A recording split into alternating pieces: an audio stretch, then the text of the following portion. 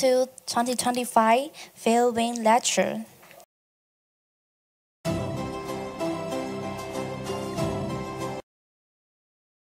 And also the theater.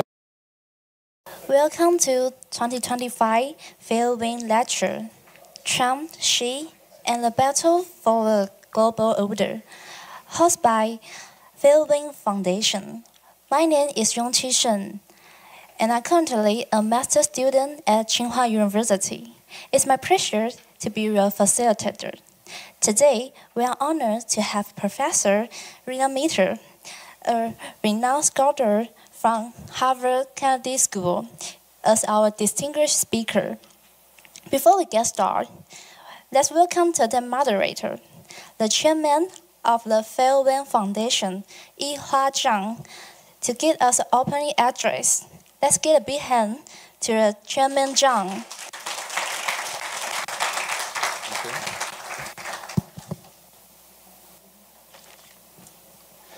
Hello, good afternoon, ladies and gentlemen. Welcome to the event organized by the Fairwind Foundation, TVBS, and the Storm Media. Today's topic is about Xi Jinping, Donald Trump, and their battle for the global order. It is our great honor to have two distinguished scholars here today to share their views about the returning of Donald Trump to the White House and the possible development of the relation between China and the United States. I think the importance of the topic is so obvious that I do not need any elaboration. But I would like to take the opportunity to introduce you the two speakers of today's event. Our first speaker and the keynote speaker will be Professor Rana Mitter. Professor Rana Mitter is the STD chair in U.S.-Asian relations at Harvard Kennedy School.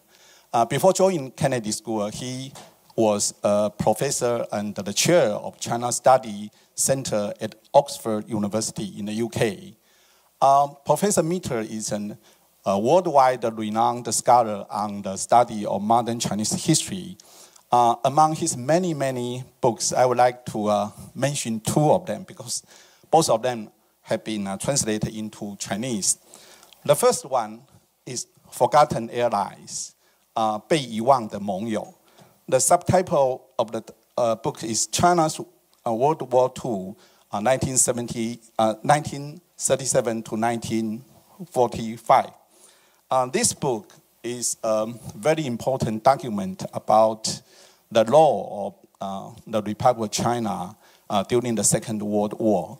And the so-called Forgotten Ally refer to our own country, the Republic of China. Unfortunately, it is something that has always been ignored or overlooked by the West, and sometimes even by our own president of the country. The book is so great that the book won a very important award, which is Lucy Duke of Westminster Award for military literature. And it was also named the best book of the year by The Economist and the Financial Times. The second book I would like to introduce to you is China's Good War, 正义之战. Again, the subtitle of the book is How World War II is Shaping a New Nationalism. Well, again, it is a book about the Second World War and the role of the Republic of China. But the difference is that it is talking about what is currently happening in the mainland China, because the memory of the Second World War, especially the war between China and Japan, is now used by the Communist Party of China to boost and consolidate some kind of nationalism nowadays. So these two books are very, very important. And because of his academic achievement, Professor Mitter was also awarded the 2020 Medical Medal for the service to history. And he is, of course, a member of the British Academy. It's very wonderful, and we are very glad to have you here. And our second speaker today is Professor Wu Yisan. Professor Wu is my old good friend. Professor Wu is himself an academician at the Academica Sinica. And he is actually the founding director of the Institute of Political Science at the Academica Sinica. And he is also jointly appointed as the professor of political science at the National Taiwan University. Professor Wu's specialty is in comparative politics, especially about the study of the political and economic transition of former socialist countries such as Russia and some other Eastern European countries. But he is also very good at the study of constitutional regime such as semi-presidentialism and also the theories of international relations and the close trade relation. When I was preparing their background introduction, I find one thing which is very, very interesting. Both of the two speakers are actually interdisciplinary intellectuals. They have a very strong interest in the connection between history and political science. Professor Mitter is himself an historian, but as you can see, he has been able to expand in his study of history into the field of political science, especially international politics. But on the other hand, Professor Wu Yusan is now leading a group which will be focused on the relation of history and international relations. So given the two very, very bright intellectuals and scholars today, I believe their presentation and their dialogue will be very, very inspiring. And now, let's begin with the first part. And please join me in welcoming Professor Mitter.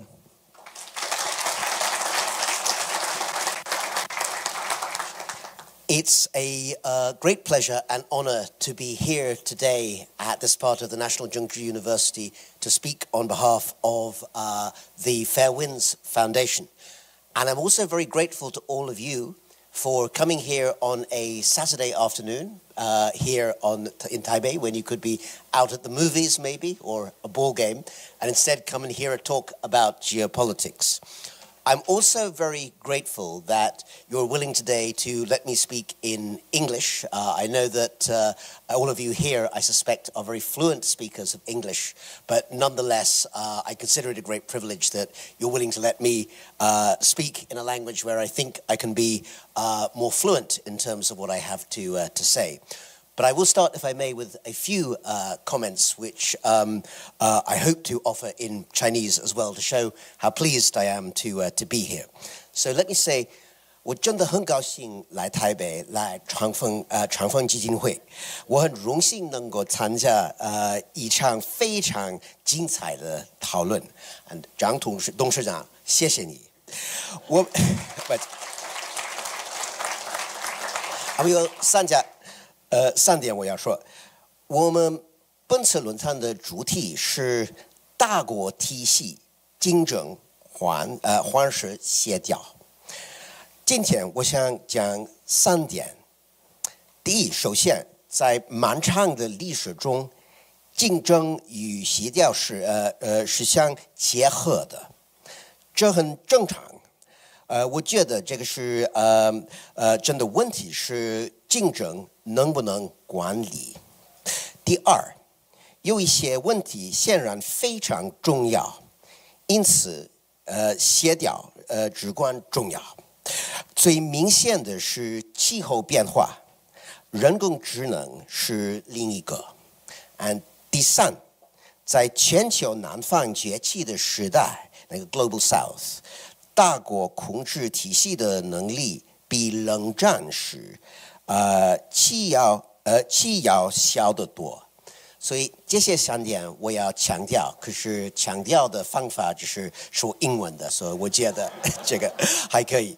And I know that sometimes I can speak quite fast in English. So 如果你觉得我说的太快，你说慢走，告诉我，我慢一下。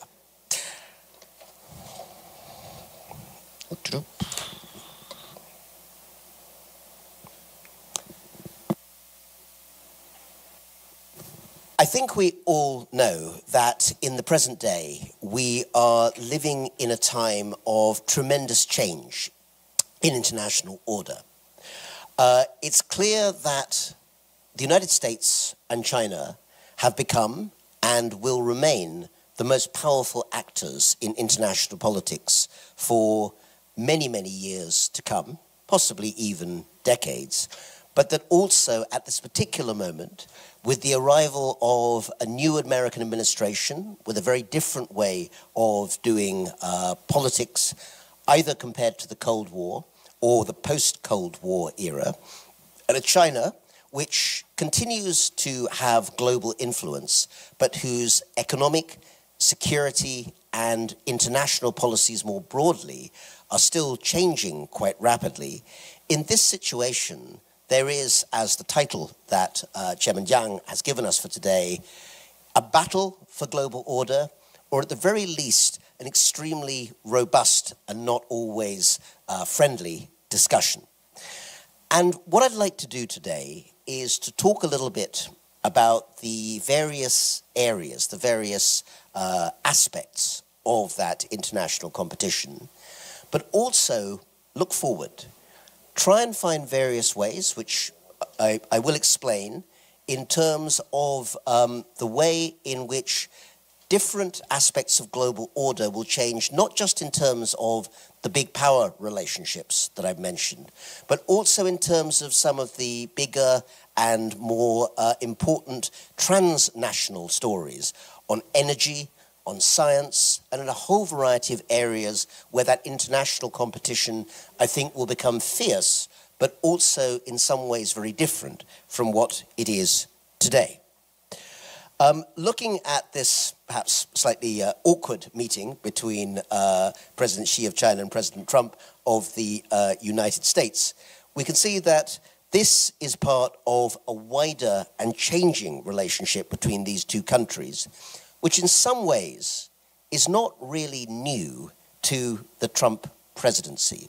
In some ways, I would say that the turn towards our present moment, one in which the United States and China look likely to have at least some kind of confrontational relationship in language and in economics, if not necessarily in military terms, perhaps dates from the beginning of the 21st century. Looking back in the year 2025, I would say that perhaps the last time that there was a single global event on which both the US and China were united, that was the entry of China to the World Trade Organization, WTO, in 2001. And since that time, there has been, I think, undeniably, a divergence between the two, although there are some issues. I mentioned before climate change. There are others where there is some scope for coordination, or has been, at least in the recent past.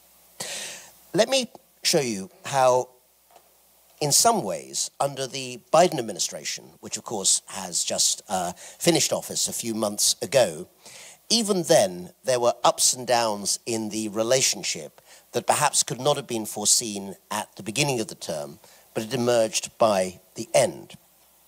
And by that I mean that these two pictures, in a sense, show the difference in the relationship between the two sides, even in the space of one short 4-year US administration. So some of you who keep an eye on the news will note and remember that back in March 2021, just 2 months into the presidency of Joe Biden, a meeting was held in Anchorage, Alaska, between the Chinese and American sides on trying to coordinate the relationship in various ways after the first Trump administration. And the body language, the language in that room, in some ways symbolizes the gap between the two sides. The delegation of the Americans, led by the new Secretary of State, then Antony Blinken, and on the other side, Minister Wang Yi and others on the Chinese side, essentially wearing masks. This was still the COVID time, of course, and essentially having not a dialogue, but two monologues in which each side stated their own grievances and troubles, but without much interaction. Even in the, so in the 2 years that followed, however, there were ups and downs. Again, many of you will remember that one of the most worrying moments of that Biden term in US-China relations was the so-called balloon crisis, when the discovery of what China insisted was a weather balloon and the Americans declared was a spy balloon was found floating across the Midwest of the United States. And that incident ended only really with the shooting down of that balloon by the US Air Force over the sea off the coast of America. But within a couple of years, slow and steady and behind-the-scenes diplomacy led to a series of changes, particularly by the year 2023. Again, we see a meeting here between then Foreign Minister Qin Gang and Secretary of State Antony Blinken, finally having that kind of long-sought meeting.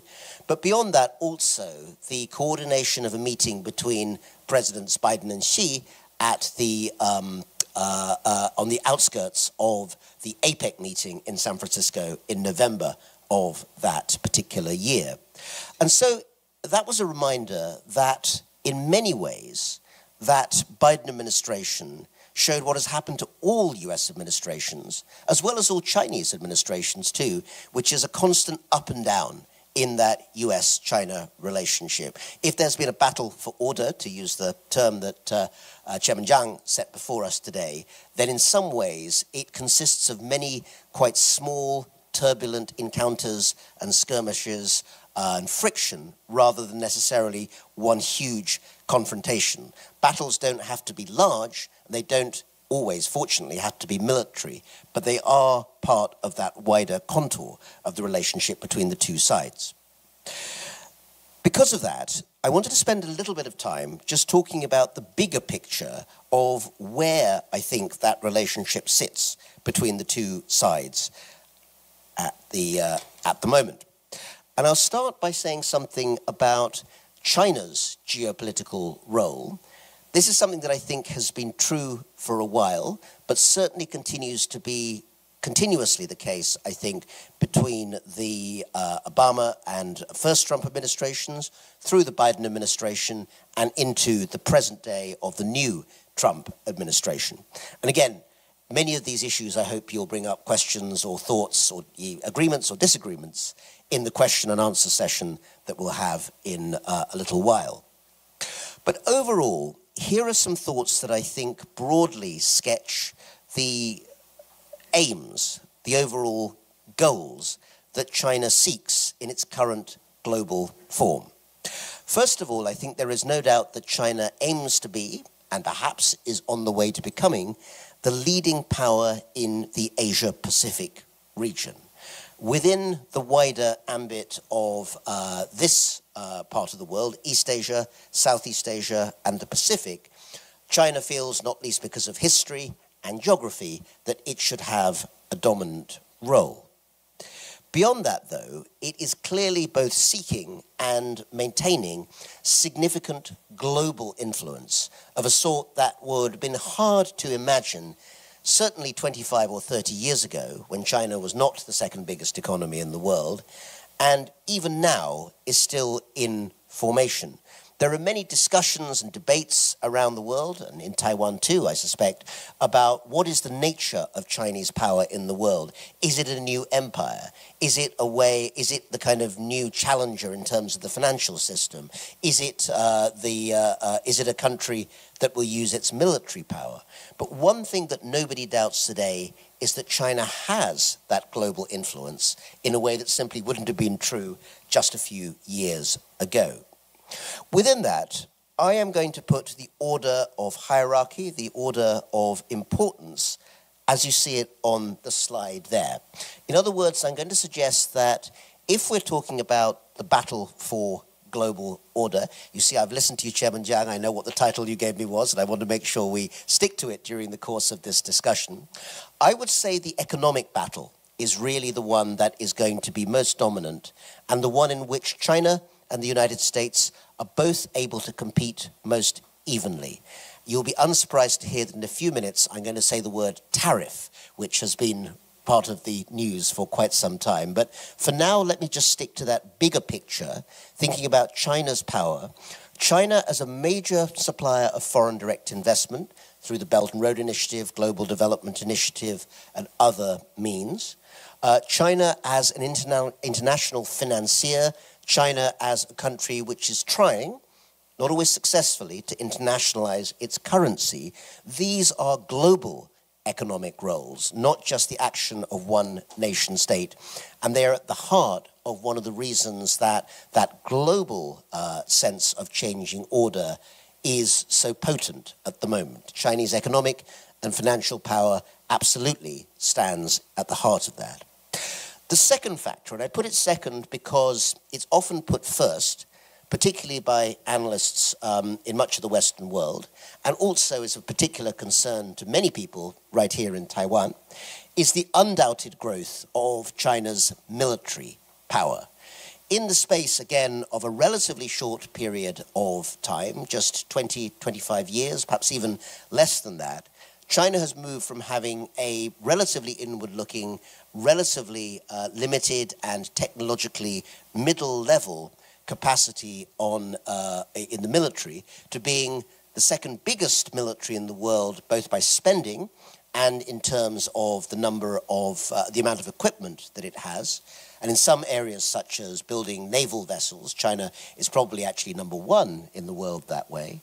But also in terms of the high level of technology that it is able to deploy in artificial intelligence, in terms of autonomous weapons, and other aspects of 21st century warfare, which would look very different from those very, very long-standing land-type battles which China went through in the 20th century. Many people, I think everyone here is likely to know, and many people will have read Mao Zedong's classic 1938 essay, 论持久战, on protracted warfare. But these days, I think we are perhaps in an era where some types of warfare are very, very 持久, and others are extremely short and extremely quick, not least as technology enables them. And the third factor I want to bring up, and actually there's a particular poignancy for me in mentioning this, is the idea of soft power. Soft power, again, is a term that many of you will know. The idea that rather than using military force or economic coercion and pressure, instead the power of your example, perhaps put together through your country's culture or its behavior in the wider world, or its ability to cooperate with other countries, creates a favorability for you in the wider world. A Japan or a United States or whatever country it might be that gets Switzerland, Canada, that gets people to do things not because they have to, but because they want to, because they like you and respect you. And I say this is a poignant concept for me because many of you will know the inventor of this concept was the great Harvard political scientist, Professor Joseph Nye, who sadly passed away at the age of 88 last week. But his legacy, including the theory of soft power, has become globally famous and will continue, I think, for many years to come as a key concept.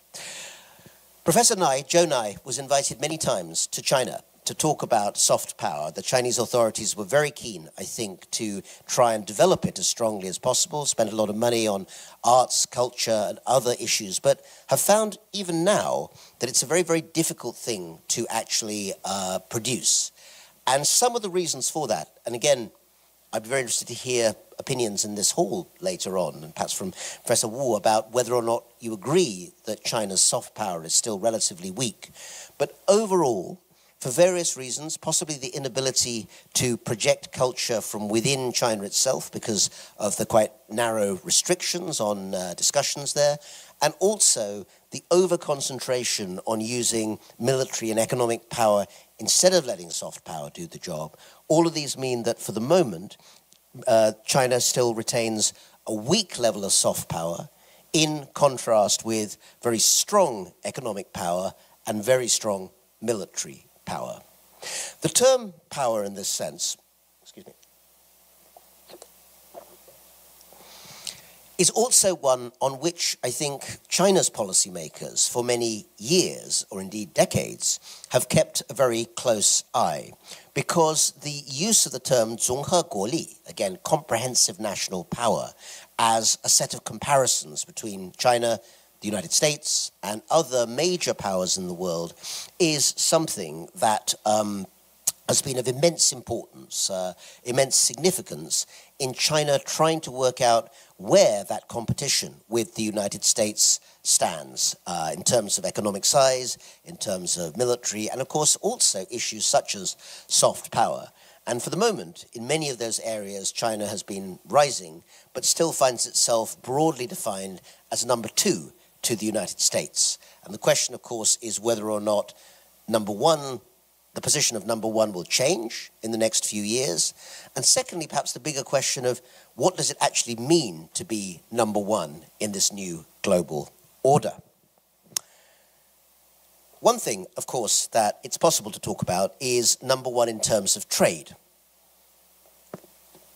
And I want to bring this into the discussion because if there is one issue that has been very, very important in the 长期历史时代, the kind of long-range historical period that is the first 4 months of the year 2025, it is almost certainly the question of trade and tariffs, put on the table under the as part of the policy of the new Trump administration. And whatever you think of tariffs, definitely a new way of doing international geo-economic relations. For the last 80 years, objectively speaking, you could argue that the downgrading of tariffs and barriers has been a key goal in international trade through the GATT, General Agreement on Trade and Tariffs, and then later through the WTO, which I mentioned, of course, before, with China's entry in 2001. And now we are in a situation where the US administration has rejected most of the expectations or norms that came from that free trade environment and instead has chosen to start a different sort of global trading environment, at least as far as the US is concerned, where tariffs sit at the center of the agenda. The graph here gives you a little bit of a sense of what it was about the US-China relationship that alarmed those in the Trump administration who are in favor of increasing tariffs. The president himself, of course, very much there, but also trade advisors such as Robert Lighthizer, who was US trade representative in the first administration and has written a book called Trade is Not Free, which very, very much pushes back against the idea that you should simply lower tariffs as much as possible. And even though there is a back and forth in terms of the relative size, in terms of the absolute size of imports and exports to and from China and the US, it's clear that over those years, including during the COVID years, 2020, 21, that Chinese exports to the United States, Chinese imports into the United States have far exceeded American exports to China. And while most trade economists would argue that trade deficits are not necessarily a sign of an imbalanced relationship overall, they reflect demand for particular types of goods, for which, of course, there's then fair exchange through currency.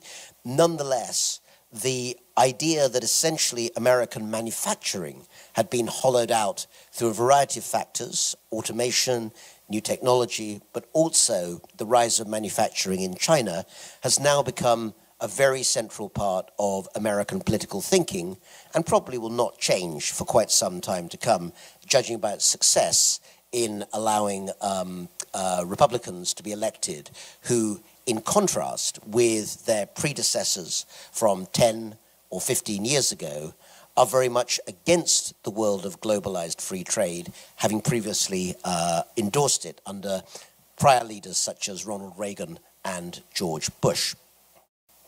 The new concentration on tariffs as a powerful and in some ways very disruptive economic tool to try and reset global trading relationships and economic relationships puts forward one of the dilemmas that the United States has how to maintain a tariff regime that includes friends as well as opponents, such as China, as I think they would regard China as being, but at the same time maintain some of those existing relationships that the United States has had in the wider world. And that challenge is expressed in some ways in the continuity as well as the changes that you see in the words of prominent American politicians. So I give you here two quotes, one from the last administration in the US and one from the current one. Antony Blinken, stated that the scale and scope of the challenge posed by the People's Republic of China will test American diplomacy like nothing we've seen before. So he was defining this as the key challenge, certainly for the United States, of our time early on in his term in 2021. And then just a few months ago, in January 2025, I've said that Marco Rubio was the Secretary of State designate because the administration hadn't yet taken office at that stage. But he gave evidence to the Foreign Relations Committee of the US Senate. And in his words, he said, as you see, if we don't change course, we are going to live in the world where much of what matters to us on a daily basis, from our security to our health, will be dependent on whether the Chinese allow us to have it or not. So that is another part of that way in which international security, geoeconomics, supply chains, and tariffs are all coming together in a new American world view, one in which many of the expectations of the old world, in which prices should, rather, production should be based on where the cheapest price was, and instead turning issues of economics into security issues, are very much at the center of contemporary thinking. Many of the things that we have seen in the last few weeks and months, I would predict, are going to continue and deepen in many, many ways in the next few years. In other words, although the tariff policy will change, and we've seen already in the first few weeks there's been ups and downs and changes, I think it is very unlikely that we will see in the near future that tariff policy in the US will go back to what it was before, in which tariffs were either very low, single figures, 2 or 3%, or 0. That number we see of a sort of mean of 10% or so, I think is here to stay for quite a while, and that is true for allies of the US, such as the United Kingdom, as much as it is for China or other countries that are felt to be adversaries of the United States. The level, in fact, at the moment, as we speak, of tariffs on China has been an additional 30%, whereas actually some countries that are closer to the US, such as Japan, on some products, such as autos, I think have even higher tariff levels. So tariffs are a tool that I think are here to stay for quite some time.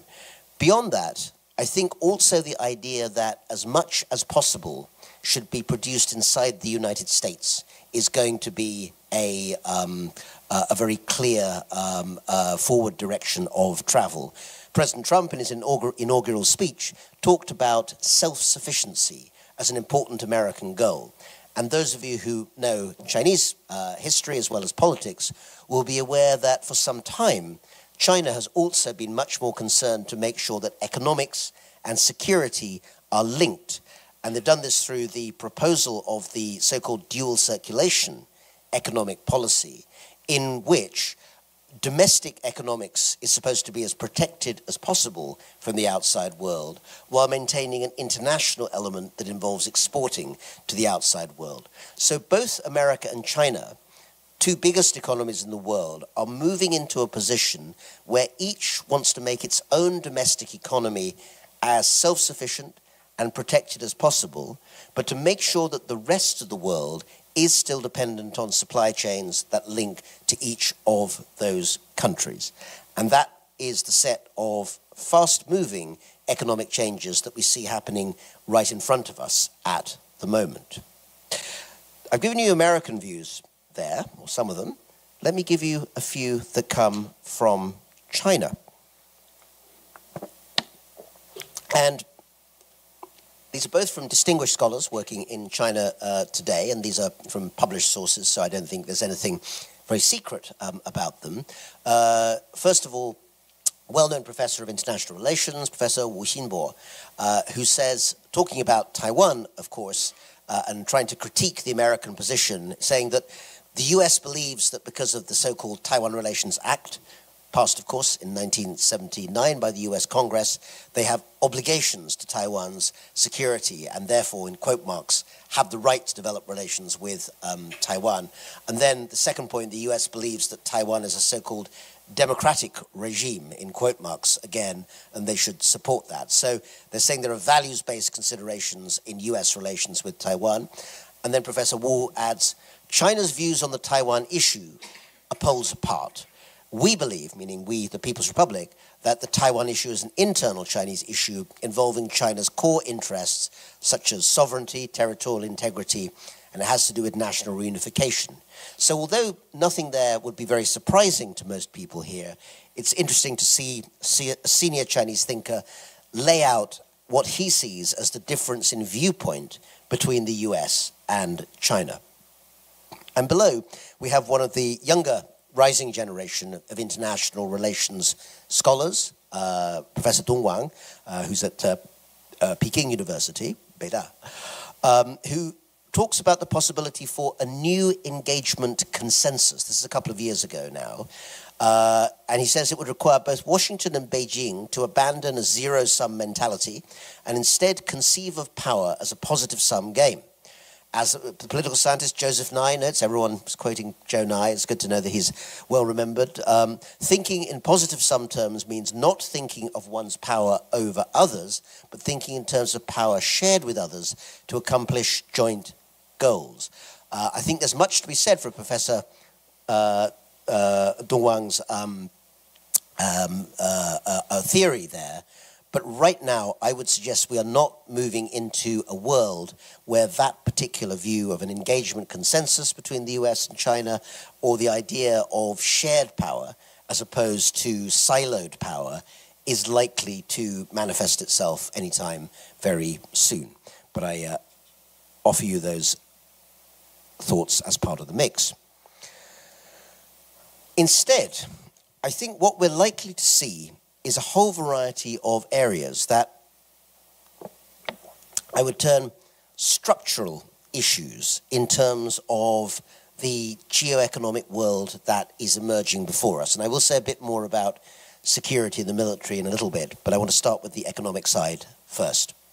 First of all, I think that in the last 5 or 6 years, ever since the COVID pandemic, the whole world, whether it's China, United States, Taiwan, Europe, Africa, has become aware of how important and how vulnerable supply chains for global trade actually are. For a long time, the questions of supply chains and logistics were not amongst the most interesting of the issues that international trade theorists or economists tended to have in mind.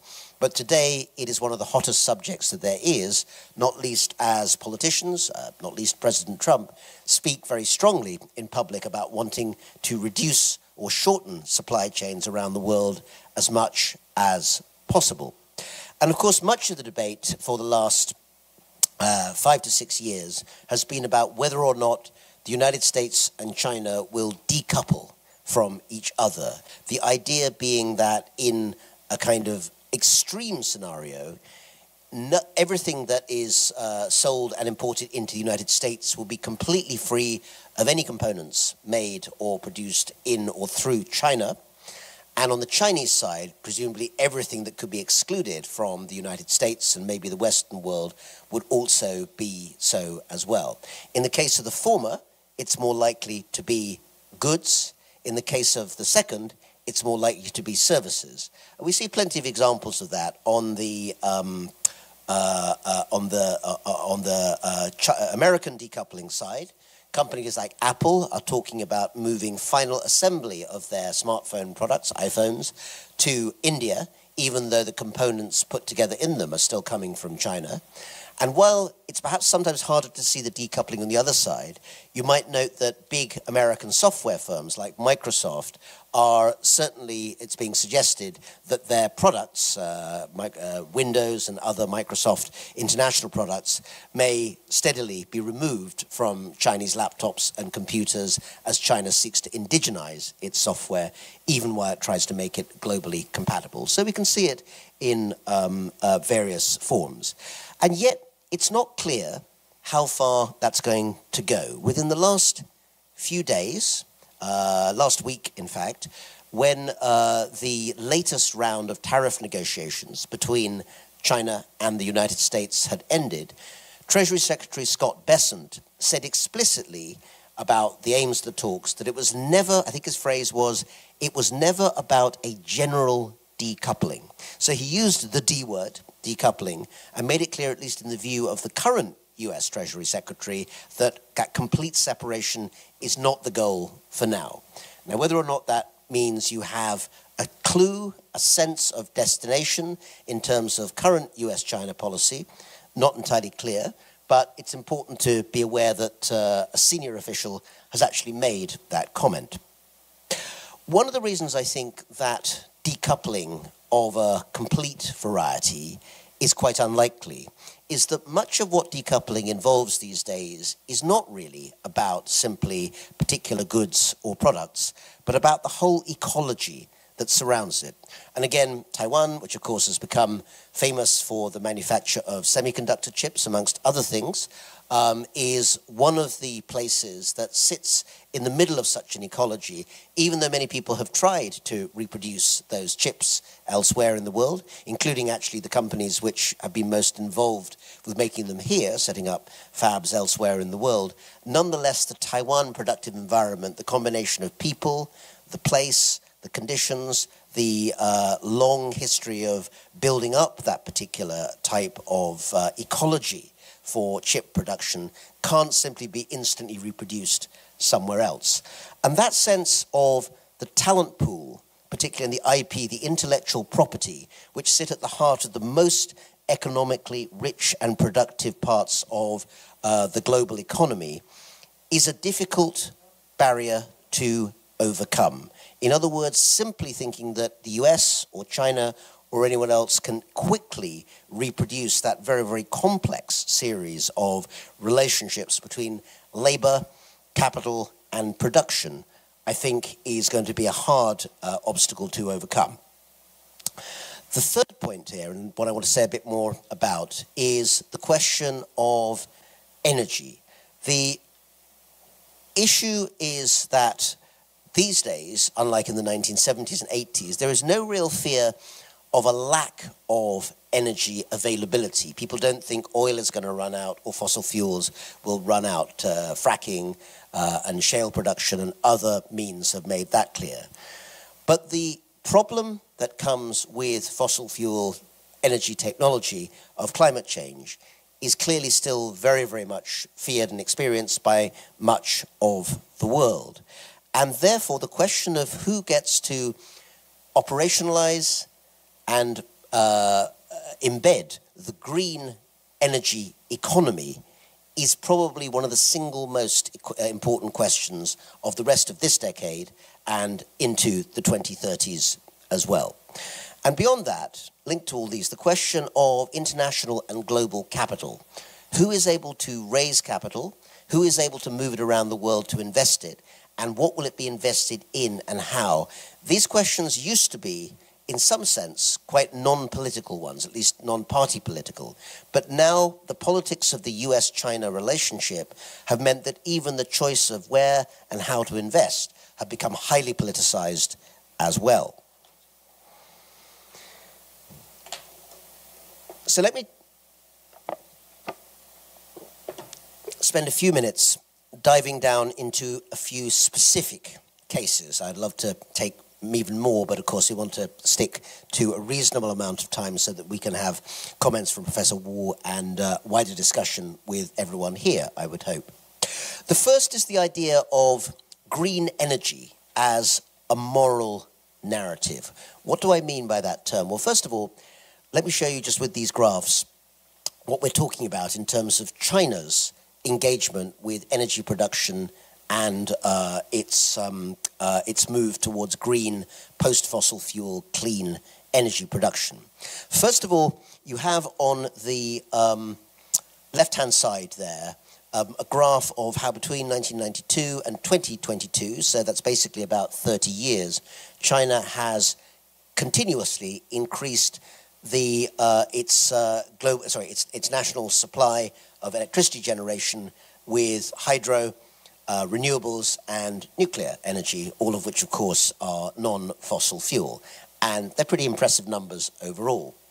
At the same time, you also have to note that if you look at the comparison of the emission of fossil fuels between China and the United States, and of course that green line is the rest of the world as well, China is still making up a pretty hefty chunk of overall fossil fuel emissions that are continuing to fuel climate change. So China is both one of the four actors, along with India, EU, and the United States, that is producing huge amounts of carbon that is fueling climate change, but also, to be fair, is also making huge strides in terms of that green energy capacity. And I think that one of the ways in which China will take advantage of the decision by the Trump administration to push back towards more sale and use of fossil fuels is that China will portray itself as being the global leader in terms of green energy. Now, as I say, I'm showing you this graph to point out that this isn't necessarily literally true in the case of China, because there's both lots of capacity on green energy, but also lots of production of carbon. But the point about narratives is that they're a way of telling a story. They're not necessarily a granular, detailed way of giving all the details of what's going on. And I think China portraying itself as the provider of the next great global public good. In other words, the idea that green energy is going to be the answer to rising economies in Southeast Asia, Latin America, Sub-Saharan Africa, rather than using fossil fuels, because those countries, of course, are the ones most vulnerable to climate change in the first place. In Southeast Asia, for instance, the idea of coastal erosion or indeed of worsening weather, where there are already typhoons, is something that makes the need to move to a more climate-friendly form of energy much more urgent than might be the case in inland areas of North America, where the effects are not as easily felt. And so I would predict that that moral narrative, the battle over the moral narrative of who is the clean energy provider to the world, is going to become a much bigger part of the global discourse in the next 10 years and beyond. Another area in which I think that there is going to be many changes in terms of global order is the question of where Russia fits. I haven't mentioned Russia yet, but it is one of the things that is clearly going to be a wild card, or at the very least a kind of unpredictable factor in an increasingly unpredictable new global order. And many of you may have heard a term that was being used quite a bit just 2 or 3 months ago, in about February, March of this year, when it wasn't clear how the Russian invasion of Ukraine and the war that followed that was going to be resolved. And one particularly bold new proposal that came from inside the new administration was the idea of what some people called the reverse Nixon or reverse Kissinger move, depending which one you prefer to put forward.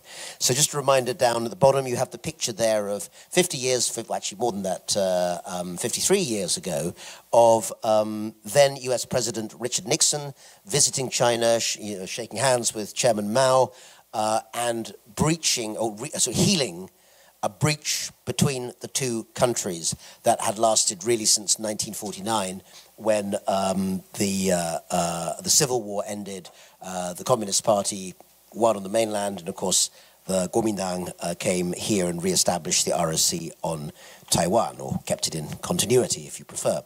So that moment, of course, was significant because it was the beginning of a process where, at least for a couple of generations, both the United States was in a position to speak both to the PRC and to the Soviet Union, and essentially maneuvered so that the Soviets were alienated from the Chinese and China was closer to the United States. Not what the ideology would have suggested, but of course something that was geopolitically very useful to an America which was trying to end the Vietnam War and get out of a very difficult situation in Asia. So people ask, could the same thing be happening now? Could Trump's friendliness towards Vladimir Putin actually be a sign that America can peel Putin away from Xi Jinping, that the two of them will in some ways be separated, and instead the US may be able to bring Russia to the side so that it can concentrate on pushing back against China? My opinion is that I don't think that this is likely to work out. And some of the evidence for that really came last week, where many of you will have seen that in Moscow, indeed, in Red Square, Xi and Putin stood together very, very publicly as a clear sign that whatever maneuvers might be happening, or even when there are disagreements between the two of them, nonetheless, both still regard Washington as either a capital city with which they have significant and severe differences, or at worst, actually, an adversary. Putin at the moment has more motivation to at least try and fit in with some American lead and desires around the Ukraine war. Beijing doesn't currently have too much motivation, but of course on the question of tariffs has been willing to negotiate. But those negotiations are very different from the idea of a fundamental global reset in which America and Russia push back against China. That, I think, is an extremely unlikely outcome, although we've had a lot of quite unlikely outcomes in the recent past, it must be said. And beyond that, I think that we are likely to see continued back and forth on tariffs. So I think for a while, the 30% tariffs that we see on China are likely to stay where they are. This was a statement that the White House made just over 3 months ago. It feels like a very long time ago. But here, the argument is that because China's intellectual property theft, forced technology transfer, other unreasonable behavior, whatever that might be, President Trump acted to impose tariffs using leverage to reach a historic bilateral economic agreement. And I would say that having got the current agreement, that's likely to stick there for quite some time. I don't think that that tariff level will change all that much up or down in the near future. Instead, attention may well turn to where we are now. And this is one of the most unknowable issues, I think, in the present moment. But again, your views would be very, very welcome in the discussion. There are some indications that things have changed. At one point, there was interest about the fact the State Department no longer has placed the words One China policy on its website, or that may have at least been the example of some sort of bureaucratic clearing up going on, or it may be the case that something else more fundamental is happening, but there's no official statement about that. I think it's fair to say that people who have put forward any public statements at all from DOD, the Pentagon, and State Department still advocate a highly defensive posture for Taiwan. The idea that Taiwan defending itself is an American interest does not seem to have changed at the moment.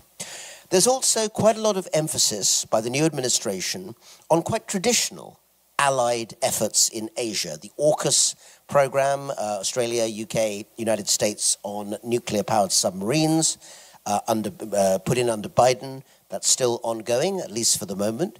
And many will have seen the Secretary of Defense of the United States in Tokyo and Manila in recent months, making very strong statements which chime in with the traditional belief of US administrations that they have a role in defending Asia. That, though, comes with the combination, if the position on defense regarding Taiwan is still quite traditional, a carrying over from what we had before, on trade, things might have changed. I think in this room you will be aware that Taiwan is one of America's trading partners that has also had quite a harsh new tariff regime put upon it. And the question of whether or not that can be negotiated down, I think, is still very active in certain ways. In the last couple of minutes, let me look at a couple of areas that perhaps have received less attention. Trade and Taiwan continue to be big issues in US-China relations, and Russia, of course, is going to be one that will be very big in Europe for a long time to come. But let me give a couple of other longer-range areas, perhaps slightly more unexpected, where there will be a competition, maybe even a battle of sorts, in years to come. And I think one of them is about science. Whether or not the global south, the Western world, and China will continue to collaborate and cooperate on science research and the commercialization of science, or whether we will get separate science silos. In other words, the idea that China's science and Western science will go into increasingly separate categories. So I give you here just a few of the examples, I could give more, of ways in which global south nations have been putting together collaborations with Chinese science in various ways. On the left-hand side, you have the Mohammed bin Rashid Space Center. We've got an MOU with the Chinese Space Administration from 2022. Up the top, you have Brazil-China science collaboration going on. And below, you have Singapore, where again, collaboration with both American and Western science and Chinese science has been going on for a while, along with the commercialization of those particular elements. I give you those three particular countries, UAE, Brazil, and Singapore, because they seem to me to be places at a greater or lesser level that could, in the next 5, 10, 20 years, become serious science hubs. Not today, not tomorrow morning, not even next year, but over the next 10 to 20 years, they have sufficient income, perhaps more the UAE and Singapore, but Brazil to some extent, and also the interest in developing their science and technology bases, and they have an interest in drawing on what they can from the West and from China.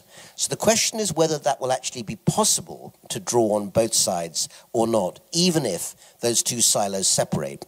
And I think so fast the news is moving that, in fact, yesterday's headlines suggest one clue in that direction. You'll have seen that as President Trump left the Gulf, he had been both in UAE and in Saudi Arabia and made a very, very clear statement, along with some of the immediate trade deals that have been done, that in terms of AI, data centers, and actually what is really continuing science and research collaboration, he wants the United States to be working very closely with those two countries, with the UAE and Saudi Arabia. My instinct is that that will mean that perhaps in the short term, not even the long term, the US pushing those countries not to continue collaboration with China might be on the agenda. And so the space program you see here might become part of that shift. Let me finish off by just reflecting for one moment, and perhaps leading over to Professor Wu with his reflections about what this might mean in terms of looking forward, perhaps even 20 years, to how the US-China competition and the global struggle for order might manifest themselves in the next 2 decades or so. I think that these are things that we don't necessarily have to see, but I think are likely to emerge. I think we are moving into an era of divergence on energy policy. We've talked a bit about that, green versus fossil fuel, and both will be needed, but the question of who goes with whom and how, that will become important. Second one is the divergence on science and research environments. I mentioned that last, but I do think it's perhaps one of the most important and long-lasting elements of the competition. The third is whether or not actually China's thinking about domestic order, ideas of what I call welfarist authoritarianism. In other words, the idea that you want to try and create more kind of social welfare in the society, but also have much more political control over civil society, might become more popular globally as the world seems, at least in some cases, to be moving against the more liberal type of democracy we saw for more than half a century in much of the world, certainly post-Cold War. And finally, most intriguingly, the possible division of the world into hemispheres of influence, whether or not there will be a Western hemisphere in which the United States will remain the key power, and an Eastern one in which perhaps China will rise to that role. Right now, as I say, it seems to me that the United States still has enough interest in the status quo in Asia that that won't happen immediately. But that having been said, this is about not a 1 year, but a 20-year speculation. And during that time, the one thing I think we can say for sure is that the world order of 20 years from now will not be exactly the same as it is today in 2025.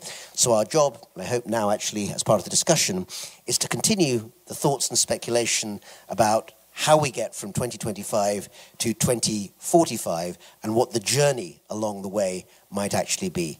Chairman Zhang, thank you very much. Thank you, Professor Mitter, for your inspiring speech. Professor Mitter, you can take a short break now. Okay.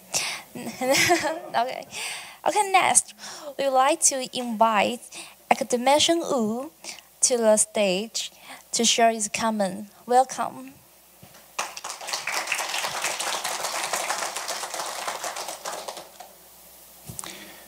Chairman Zhang, Professor Mitter, ladies and gentlemen, it's my privilege to be invited to dialogue with Professor Mitter on this very important subject, namely the relationship between the United States and the PRC and its implications on global order.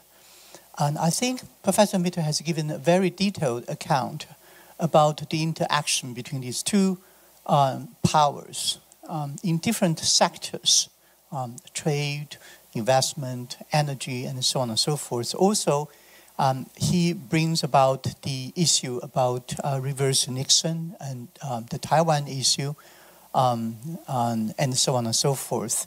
What I'm going to do in the next 20 minutes will be to provide a international relations account of the deep cause of the conflict between these two countries, concentrated on the two leaders, Xi Jinping and Donald Trump, and try to envision what will happen in the future based on these two types of leaderships.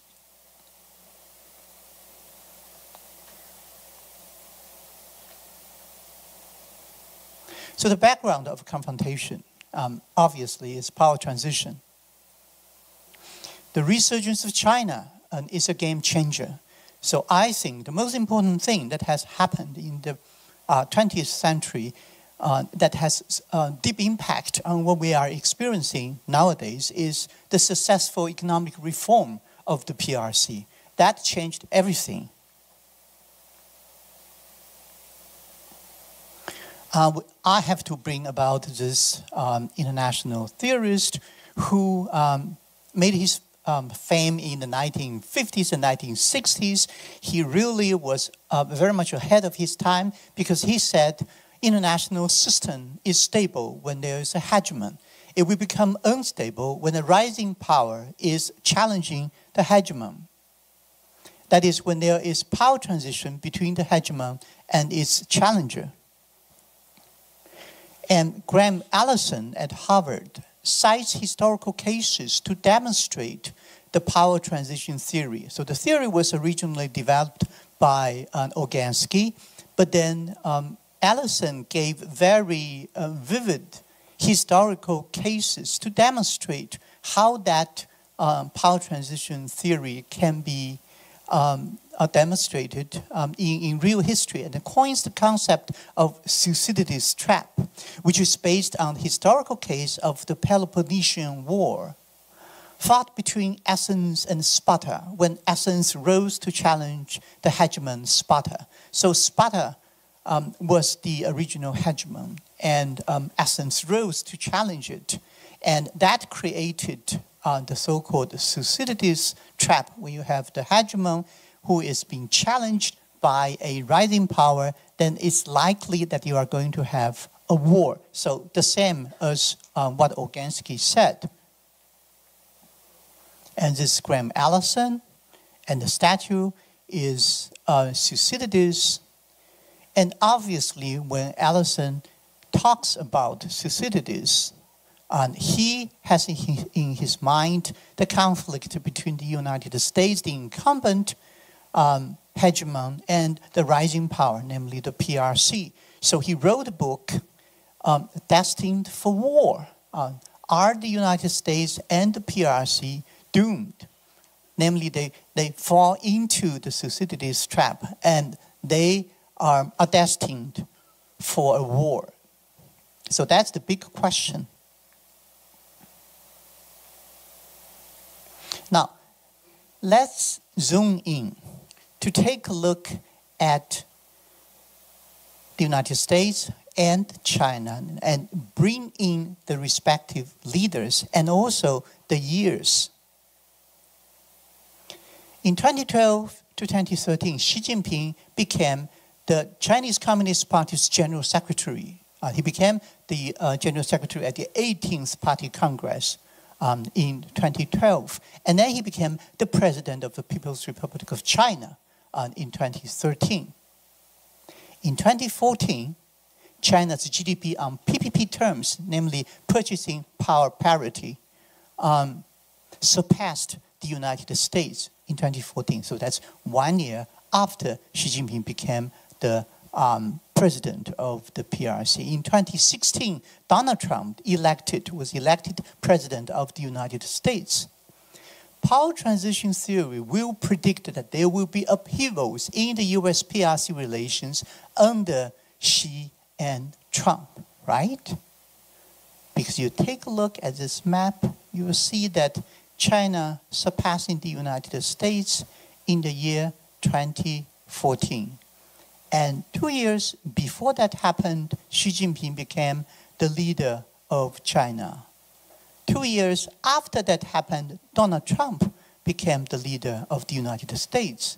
And power transition theory said that when you have the incumbent hegemon challenged by the rising power, then there will be conflict. And the two may even end up in a war. So if you follow power transition theory, if you follow Thucydides trap, you will say that it is exactly right, because we have already witnessed what the theory predicts. So Trump says that he will want to make America great again, so he will want to reassert US dominance. And Xi Jinping said that he wants to have great resurgence of the Chinese nation, 中华民族伟大复兴, to revive great China in history. With such unreconcilable aspirations, the two are bound to clash when their national powers near. That the two great powers will see each other as its arch rival is in no doubt. What we are not sure of is whether the rivalry will lead inevitably to war or can be contained to sub-war level conflict. And I think this is to be determined by the stage of development of the two countries and their particular leaders. So the two will clash. There will be serious confrontations. We know that from grand theoretical international relations and history studies. But then would that lead to war? We will have to take a look at the very stage in which the two countries find themselves, as well as that stage, the kind of leadership that development stage creates.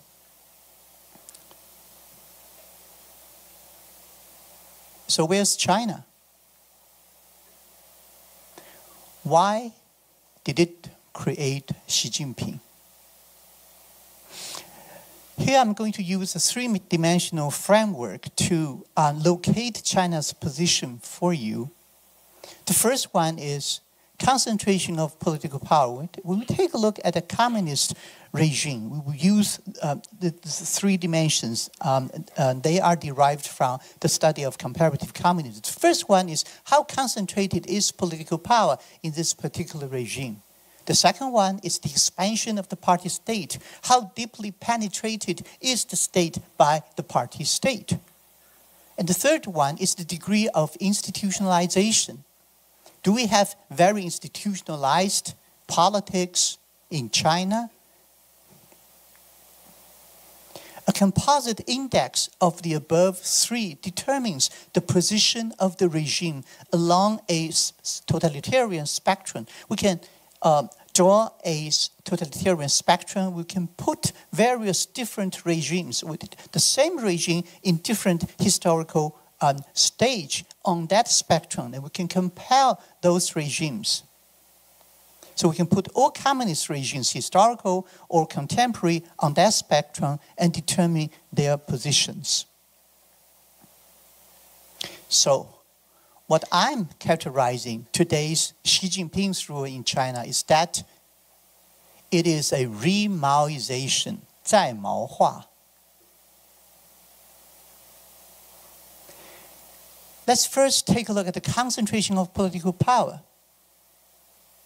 Xi Jinping raised his own statue to the level of Mao and Deng, probably surpassing Deng. If we take a look at the third resolution on party history, you will see that he has already risen his position on the history to the level of Mao Zedong. He grabbed the prime minister's power both from Li Keqiang and Li Qiang, especially the economic power. The party is now taking a lot of state functions. He purged a lot of cadres, so on and so forth. So he is very successful in concentrating political power in his hands.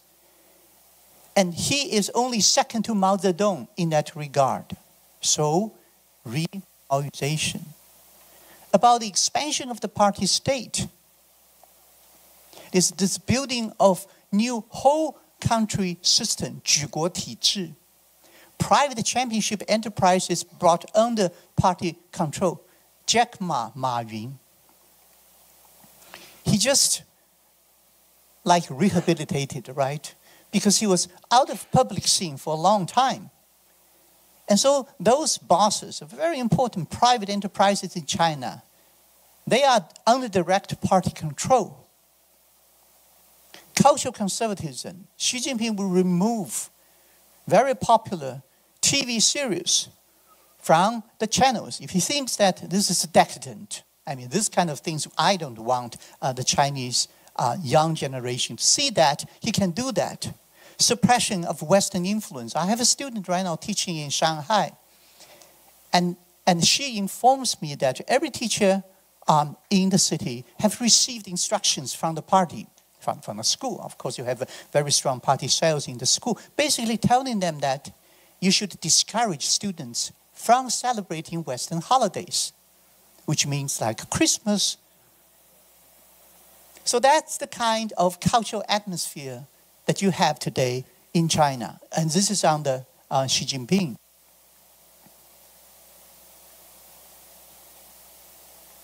The third one is deinstitutionalization, softening of age limit. We all know that under Hu Jintao, if you are at a specific level of the Chinese hierarchy, then there's a specific point of retirement for you, which is compulsory.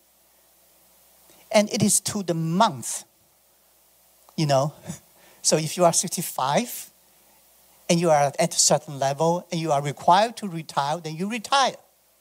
But then that would obviously reduce the control of the bureaucrats by the top leader. So Xi Jinping softened the age limit. The political succession is in doubt, starting from him. He is now serving the third term, right? And I think there's every possibility he's going to seek his fourth term. And by doing so, he is setting the example for the whole officialdom. that political succession is really in doubt. It really depends on the will of the top political leader to decide whether you can stay in your position. And the causes for the three phenomena. The first one is the concentration of political power. The second one is the expansion of the party state. And the third one is deinstitutionalization. Why do we have all these things? I think the first reason is the unique political socialization experience of the Xi generation. It's an atavism to the Maoist era. Xi himself and his father, they were purged under Mao Zedong. But somehow he learned from the great chairman. And that has been really down into his mind. And he always said that we should never forget our original ideals, 不忘初心. So he would always want to bring those socialist ideas back. So that is a very unique feature of the Xi and his generation. The second one, I think probably is more important, namely this is a real guard action taken by the party hardliners who were weary of the party state movement towards routinization. And here I'm using a Bavarian term, namely toward a typical authoritarian regime or even toward pluralism and liberalism under Deng Xiaoping, Jiang Zemin, and Hu Jintao. Actually, a lot of Western scholars, Western countries, policymakers, they are putting a lot of hope on China becoming a normal country, experiencing modernization, affluence in the economy, educated young people, experiences of overseas study, and so on and so forth. All these things are supposed to bring about a modernized China, which means probably the Chinese Communist Party is going to lose the control. So I'm using this diagram to show to you that this is a line that divide the changes within the party state. And here I'm talking about the party state, communism. And this is an area where you have non-communist authoritarianism. So this is a very important. If you cross from this to that, then you are probably in today's Russia under Vladimir Putin. But then if you are shifting within this range, then you are a party state, the communist party state. And if you have normalized politics, then you are in post-totalitarianism. But if you are in the totalitarian mode of politics, then it would be very much like Mao Zedong. Deng Xiaoping led the country into normalized politics. And he was followed by Jiang Zemin and then Hu Jintao. And here we have post-totalitarianism and developmentalism, very much like East Asian countries. But then Xi Jinping is bringing the country back to the direction of Mao Zedong. So re-Maoization under Xi.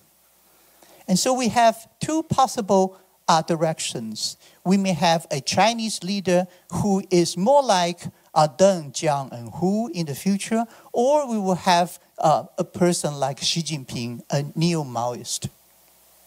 Where is the United States? Trump has three faces. The first one, of course, is the hegemon acts to suppress the challenger that reflects the US and China are near power transition and Cold War 2.0 has been started. So this is the first phase. And this phase is shared by both the Republicans and the Democrats, by both Donald Trump and Joe Biden. But the second phase is different. It has a neo-mercantilist phase that reflects the economic decline of American manufacturing and the need for state activism. So like the tariff that Donald Trump is putting on all America's trading partner. The third one is right-wing populism that reflects social unrest rooted in increasing income disparity and mobilization of the bottom social strata against foreigners and foreign countries. So there you have uniquely Trumpian statement and policy, like we would like to take Canada as our 51st state. We would like to take the Panama Canal. We would like to change the name of the Gulf of Mexico to Gulf of America, and so on and so forth. The three mutually unreducible developments converge to produce Trumpism. So the world is led into Cold War 2.0, and this is because of this one, power transition, but in a mercantilist and populist way. So this is the characterization of what we have under the influence of Donald Trump. And for Trump, there are three legs, right? But nowadays, it seems that he is not that much interested in maintaining American hegemony, but more interested than the, in the new mercantilism aspiration. So Trump said, China is an economic enemy because they have taken tremendous advantage of us like nobody in history. But allies have taken tremendous advantage of the US. They are in many ways worse than the enemy. So alliance is considered to be detrimental to US interests.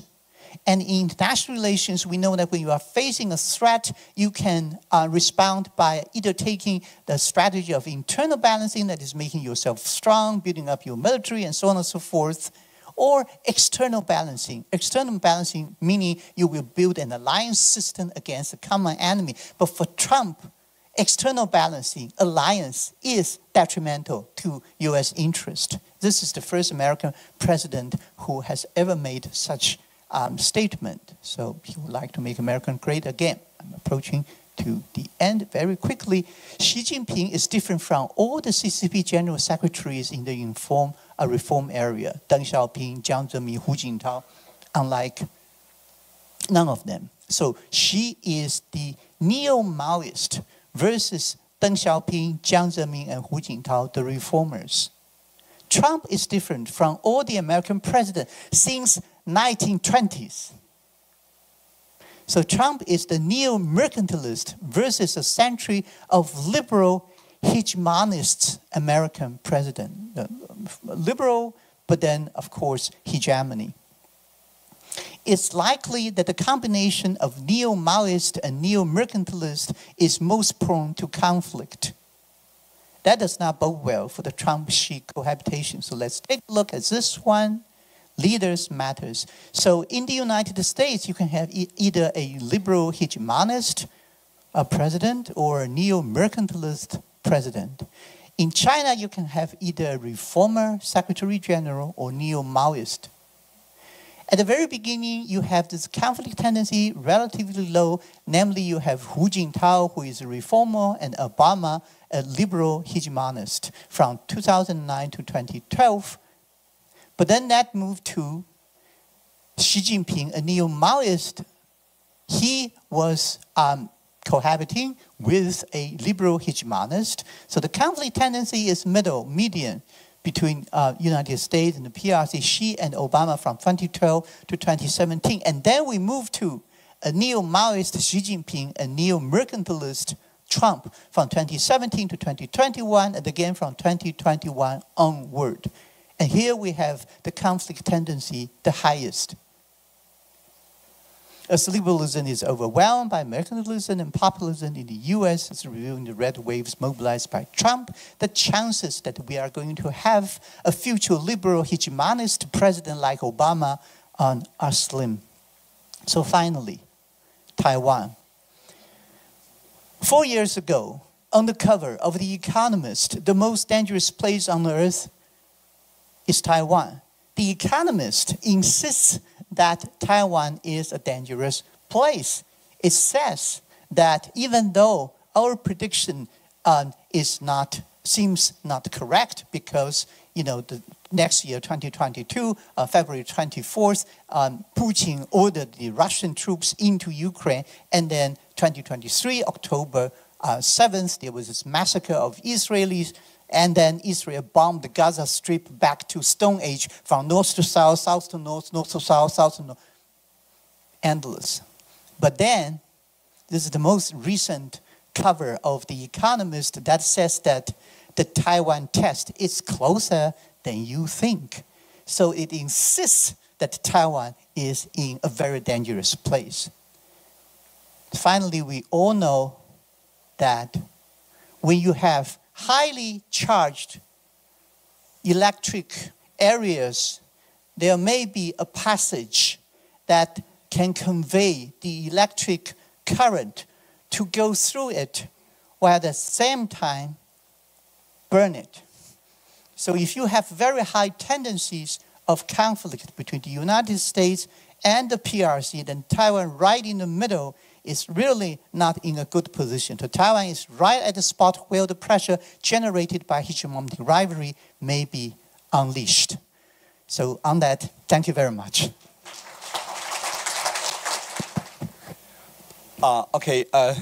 Thank you, Professor Wu and Professor Mitter, for your wonderful presentations and very, very illuminating. Now we are entering the second period of our event. That is the dialogue between the two speakers. But before we open the floor to our audience to ask questions, but first of all, I would like to ask you to scholar a couple of questions according to what you presented just now.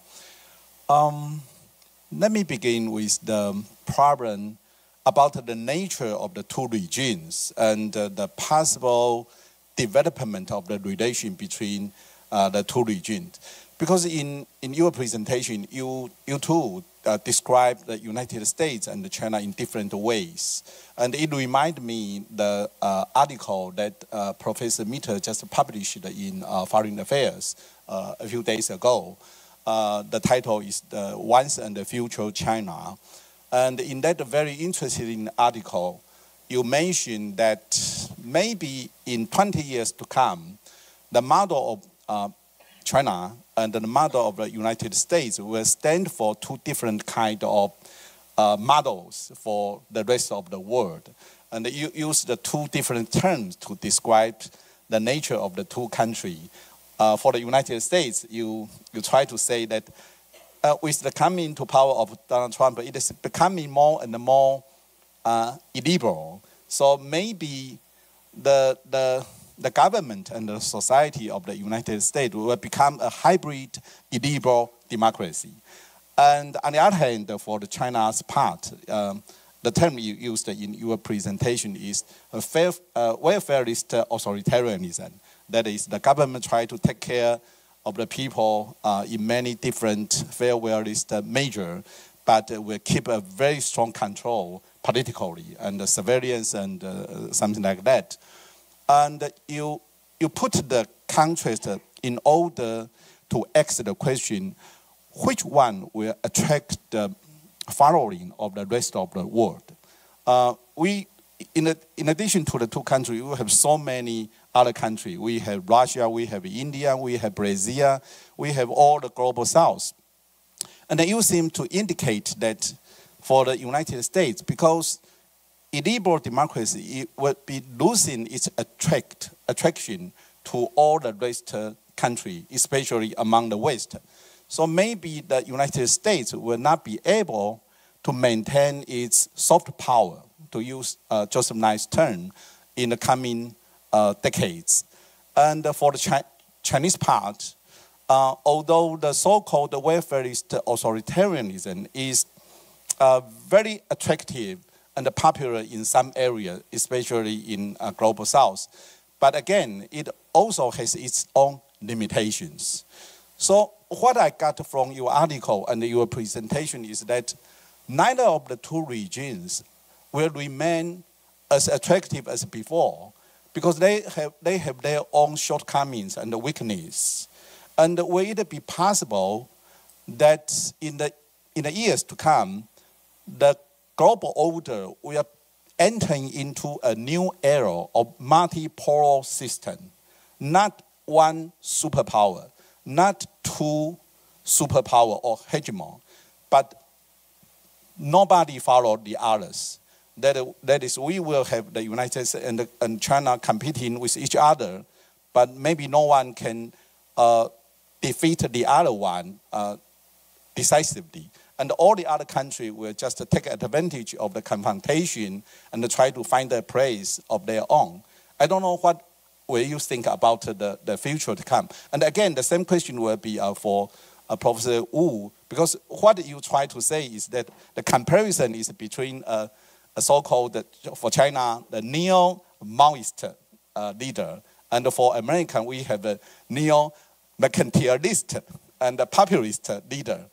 Of course, we cannot predict what kind of leader in the United States will be after Donald Trump. But the possibility is pretty high that the liberal ideology of a Democrat will not be able to come back very soon. So suppose that the so-called right-wing populism and the neo-mercantilist tendency will remain for a while, then again, which one will be more attractive to the rest of the world? Or, as I said, as I asked, are we entering into a new age with no models for the rest of the world to follow? A question for two. Chairman Jiang, thank you for a really...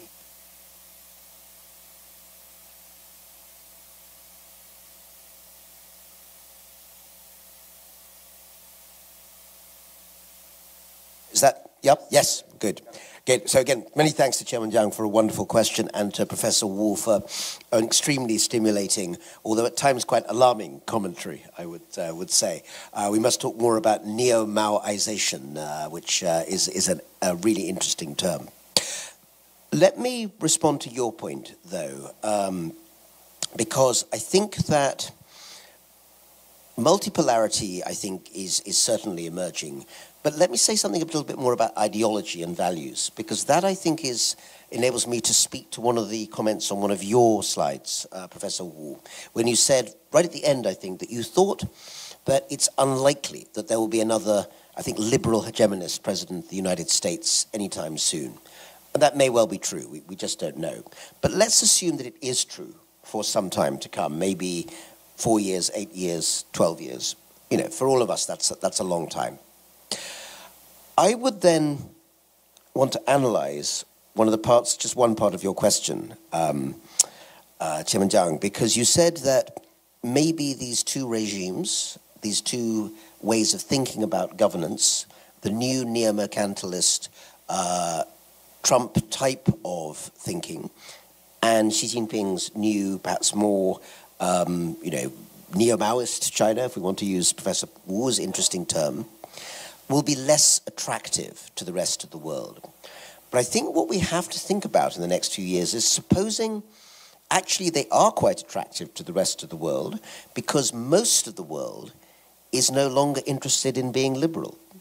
In other words, supposing the effects of this are that some of the trends we see in Europe, where in France, in Germany, possibly in Romania tomorrow, where there's a general election, there is a move towards elected governments, but ones that have I'm going to use a more specific word. I'm amongst distinguished political scientists. So rather than saying authoritarian, I'm going to say anti-pluralist and anti-liberal. I think that's probably the most accurate way to describe them. And in that context, the new type of government in the United States might prove a model for that sort of government. There are going to perhaps be fewer examples of governments that are more conventionally liberal. I'm not going to say liberal hegemonic, because I think they're no longer hegemons. You know, Canada, Australia have elected more conventionally liberal governments. The UK has one at the moment. But actually the number of places around the world in the global south, which have electoral democracies, but which are also moving in a more polarized direction. In South America, Sub-Saharan Africa, Ghana has just elected actually a more populist government of that sort. It's still one of Africa's most notable democracies, but the kind of democracy they've elected, or the kind of government they've elected, is much more in the direction of this global trend. And then also in Southeast Asia, where again, electoral democracies are operating in many countries, but the kind of candidates elected tend to be more in that direction. So if that's the case, then maybe the choice is more going to be between two types of anti-liberalism. And I have actually, not to want to keep advertising, but a piece coming out actually in a volume this summer edited by a very interesting historian who works on policy, Hal Brands, who many people here will know. It's on US-China relations. The piece I've written is about what I call competitive anti-liberalism. And that seems to me actually a very plausible direction of travel for what's happening with the US and China in the world. But let me just add one quick thought to move on to Professor Wu. There will be contradictions even there. And if we're talking about neo-Maoism, we all know that Mao was very keen on the idea of the Maodun, the contradiction as a theoretical Marxist way of understanding society. Think about Hungary. Hungary is a country which has moved towards much more populist form of national conservative government. And I think that the government, the Vice President of the United States, Mr. Vance, has actually said that he thinks Viktor Orban, the Prime Minister of Hungary, is a good example of how that new type of government should run. But at the same time, if you look at the country that, or the countries that are most popular in economic terms in collaboration with Hungary, China is top of the list. There is a branch of Fudan University in Budapest. Lots of investment is coming from China into Hungary for building BYD, you know, the car factories. So whether the language is pro the new type of US, but the economic message, as well as some of the language, is pro-China, that's going to be very interesting, Maodun, for countries like Hungary, which consider themselves to be at the forefront of the explicitly new, what they would say is anti-liberal consensus. Thank you. Professor Wu? I fully agree with Professor Mitter that it is possible that with Trump and the victory, electoral victory of a lot of populist parties in European countries and other countries in the world, a new example may be on the rise.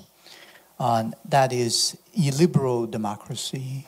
That is, you can get political power through elections. There are regular elections for sure, but then there are a lot of restrictions on your liberties. And there's no emphasis on human rights and so on and so forth. As long as you can hold majority in the parliament or you are elected president, you can pretty much do whatever you want. I mean, this is what Trump is now doing. So it is indeed a worrying sign. And I agree with Professor Mitter that if this becomes a universal situation, then the ideological appeal of Trumpism may be still there because he is going to bring about a group of such kind of regimes in not only European countries, but in countries across the world. So this is number one. The second short answer is that we are talking about basically the soft power, right? Whether the country can appeal other countries through their examples. But hard power, economic power, military power, and so on and so forth still matter. So I remember vividly that President Trump said that I don't need to talk with them. They need to talk with us, right? So he is exercising crude American economic power to force all the countries in the world to kowtow to him in Washington, D.C. And that's exactly the case. I mean, we are doing that, right? So I think that if you have United States and China being the dominant hard power countries in the world, even though they may have less soft power, they can still command a lot of followings and constitute their own blocks and confront each other. Thank you. Okay, thank you. My second question is about the Taiwan issue. As you asked at the last slide on your presentation, Professor Wu, that Taiwan seems to be the spot point for the confrontation between the U.S. and China. But now my question is something that maybe many audience in the hall will be interested in. That is the statement made by President Donald Trump a few days ago, saying that China's open its market to the states will be good for unification and peace, and quote unquote. That statement almost immediately stimulates a huge amount of speculation and discussion in Taiwan. Some people think that, well, now we can see this is Donald Trump's unintentional revelation of his mind. That is, he may want to make a deal with Chairman Xi Jinping, and Taiwan will be sorted out in some way. But some other guys, especially a person closer to the government, will try to persuade the people that it is not the case. That is just a mischoice of the terminology. What Trump wants to say is just a unity of trade instead of unification of the two sides. Okay, whatever that is, I don't know, and we cannot read the mind of Donald Trump.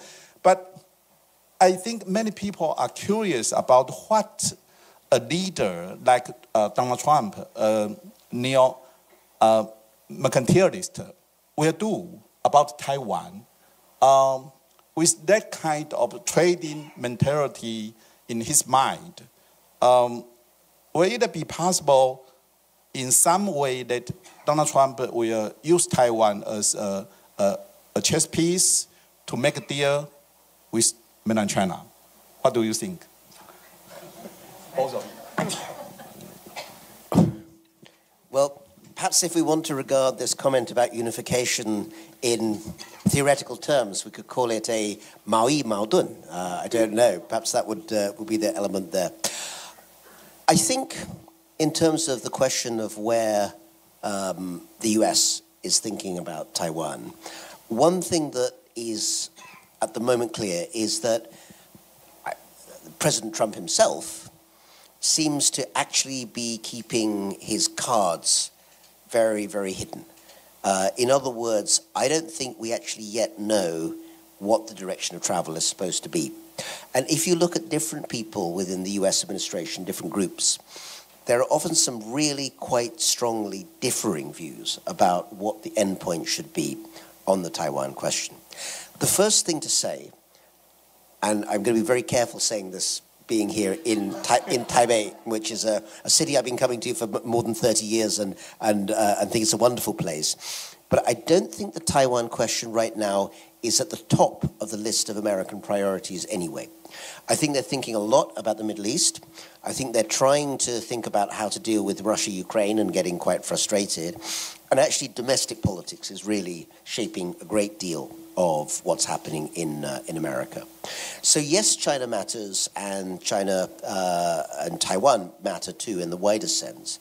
But I think in some ways, this brief quarrel over tariffs, which has now ended after really just a few weeks with this 30% tariff, is a sign that the administration, I think, don't want to make a big fuss about this at the moment. And I give you again that comment I mentioned from Treasury Secretary Scott Bessent, who said the aim was never general decoupling.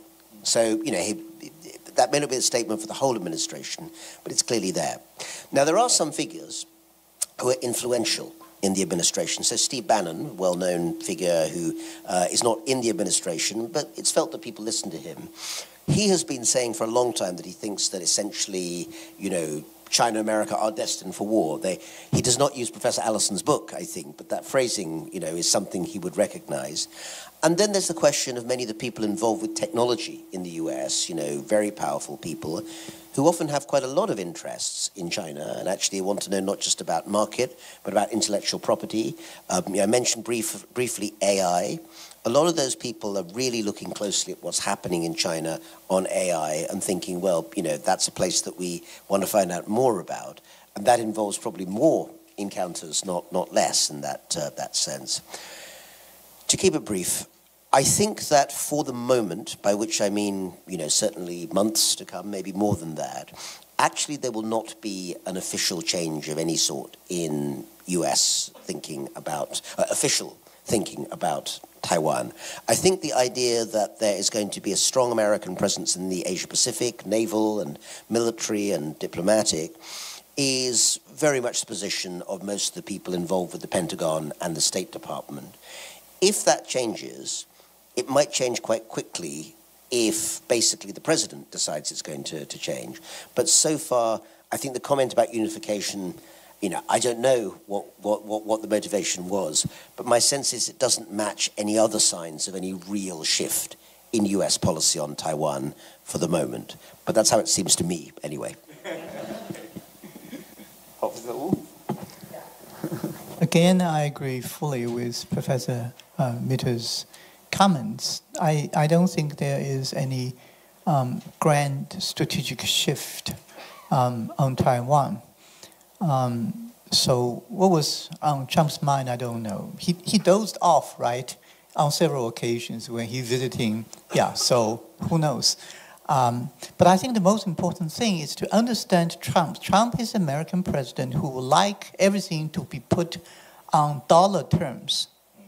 So you want to convince him that something the United States would have to do, then you have to make him believe that doing so would make America benefit from that endeavor. So I think Taiwan is a terribly important asset for it to be easily traded off. But on the other hand, Taiwan probably is not that important for the United States to defend at whatever cost. So everything comes with a price tag.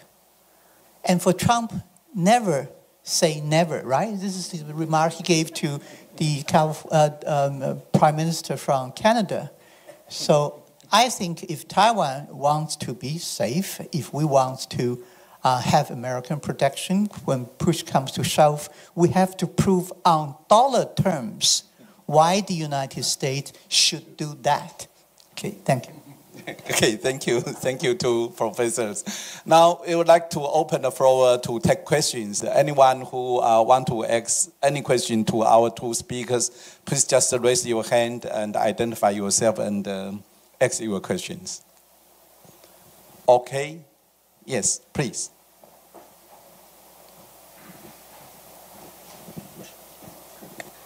Thank you, both speakers. I'm Teresa from NCCU Diplomacy. So throughout the speeches, we have heard about like self-sufficiency and decoupling, as well as the Cold War 2.0. So throughout my studying, I have been through a lot of great debates about whether U.S. and China has been enter into a new Cold War. And yeah, this is my question, basically. So I am begging two speakers both to answer these questions for me, because in the speeches individually, I can sense that kind of different views from you. Like Mr. Mitter had talked about like decoupling is not happening because now U.S. and China has been a new tariff negotiation. So we can see from that decoupling is not really coming. And for Professor Wu, you have talked about, yeah, Cold War is happening. So I kind of see the contradicting ideas from here. So maybe two speakers may have spent time to answer this question. Thank you. Thank you. The question about Cold War, whether or not it is a fact now. Your answer is positive and the other one is negative. Well, I would say that we have entered into a new Cold War 2.0, but it is Cold War 2.0 and not Cold War 1.0, which means that this Cold War has some different features from the old one. And economic integration between the two main antagonists is a feature that the old Cold War did not have. The United States and the Soviet Union, they were not intertwined into, through market, trade, investment, and so on and so forth. So there's a huge difference between the two. And actually, I would say that in Cold War 2.0, because of this mutual economic integration, it may act as a suppressant on the possibility that the Cold War would evolve into a hot war. This being said, I would suggest that a lot of things that has been going on to try to distance the two big economies, that has not happened in the past. may act in an inadvertent way of reducing the incentive for two sides to keep peace. Because if, take for example, if China is being punished with that 145% tariff, whatever, or 245%, and that has not been removed, then that means that there will be stoppage of trade between these two entities. Then if China is thinking of invading Taiwan, then it's not going to suffer from American sanctions, right? Because the sanction has already been imposed. So the reduction of economic integration between United States and PRC actually serve an inadvertent effect, namely it will reduce the incentive for peace. It may not be a good thing for Taiwan. So a lot of people in Taiwan are saying that it's good, right? United States is having a trade war with China, and China is being beaten, it's being punished, and so on and so forth. But we have to understand that this is going to increase the incentive for China to use military force because they have nothing to lose. Okay. So this term Cold War 2.0, we hear more and more, but I wonder if another term to raise, and thank you for your great question, it's a really interesting question, might be 有中国特色的冷战. In other words, be a kind of phrasing. Perhaps Deng Xiaoping would have called it that. Or a phrase actually by a really interesting, significant scholar of international relations from the mainland, Professor Wang Jisi of Beida, who says, it's not a Cold War, but a hot peace. That's an interesting expression, I think, as well. Let me just briefly comment, though, I think, on Professor Wu's very wise comment there, also about be careful what you wish for. One good thing about this most recent tariff agreement last week between the US and China is that it's the very rare example of what China always asks for, which is this famous Shuangying, the win-win scenario. Because both China and the US think they've won and say that they've won. And that may be good for the rest of us in that they're both able to tell that story. But I think that the wider issue of where this goes is not as simple as that. And I would say that if you had to choose one factor, you should choose a lot, but if you have to choose one factor that will shape whether or not that intertwining decouples or not, it's about technology. Technology and norms and standards. Right now, I was saying this at the end, I'll say it again, one of the large parts of the area where the battle, if it's a battle, will be won or lost, is in the global south. And right now, an awful lot of the embedded technology is Chinese. Huawei, ZTE, and other companies are providing 5G. They're providing the basis for Internet of Things, which will be the big story, I think, of the 2030s. And in general, I would say that China has done a pretty good job of creating an ecology in which its technology will underpin commerce, trade, and security issues for a long time. I believe some of the chips may come from Taiwan as well, but the technology is definitely mainland. It's not that the West and the US have already given up or have necessarily lost this competition.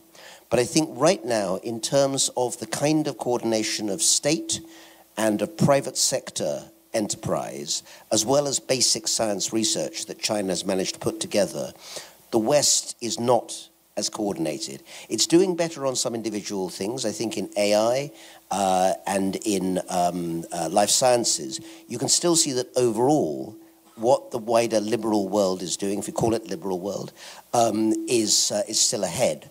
But in terms of coordinating those efforts, China, I think, so far has actually probably got a stronger position. And that's where the competition, the struggle, even the battle, if you want to call it that, I think will be resolved in the next 10 or 15 years. Okay, thank you. Any further questions?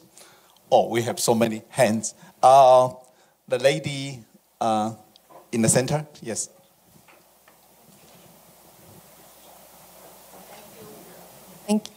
Thank you to Professor Mitter and Professor Wu. We have enjoyed your excellent insights, and thank you very much. And my question is on Taiwan. I'd love to hear more about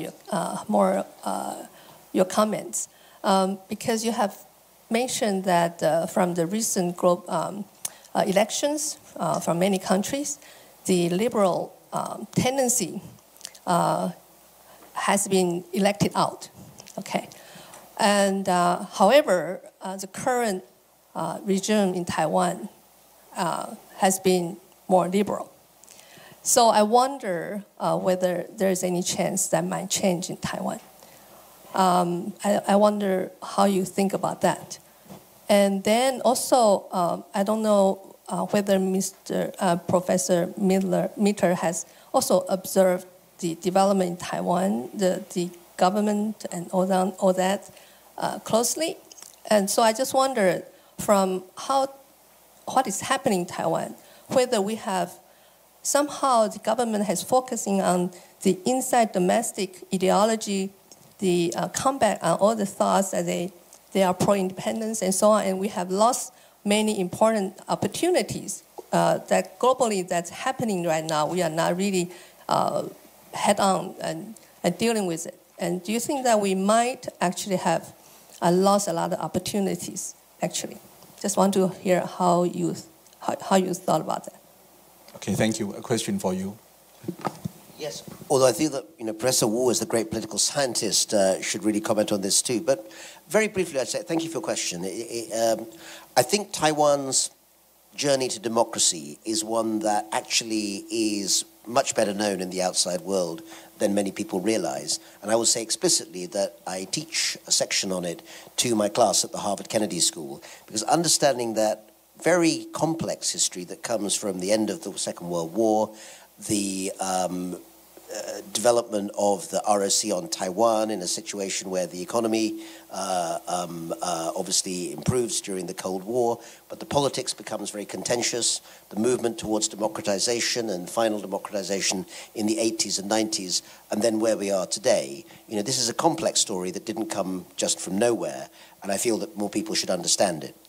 One of the great benefits, the great benefit that emerged in Taiwan, and also I would say in South Korea and other countries that went through that process, is the emergence of a liberal multi-party democracy with a free civil society, free press, and all the other elements of a truly liberal society.